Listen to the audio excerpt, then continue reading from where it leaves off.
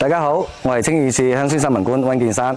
今日我帶大家嚟睇睇我哋基地嘅種植情況。呢啲係我哋種植嘅大玉薑，睇睇而家長得非常之好，已經有30厘米左右高啦。呢啲大玉薑係今年5月種落嚟嘅，我哋試種咗5畝。按照目前嘅生長情況呢，大概9月底就能夠迎來豐收噶啦。大家可能會好奇，點解要種呢啲大玉薑呢？其實呢啲係我哋發展高效生態農業嘅一個妙招。我哋打算將呢啲大玉薑同埋我哋嘅紅松茸菌進行更替種植，咁樣就能夠將土地循環利用到極致，讓我哋嘅土地全年無憂咁創造價值。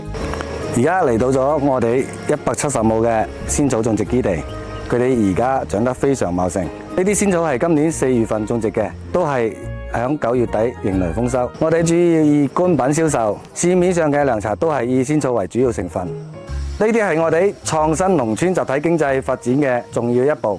通過呢種種植嘅模式，能帶動更多農民廣泛參與進來，共同走上致富路，助力8000萬工程。讓我們一起期待9月底嘅豐收盛景吧。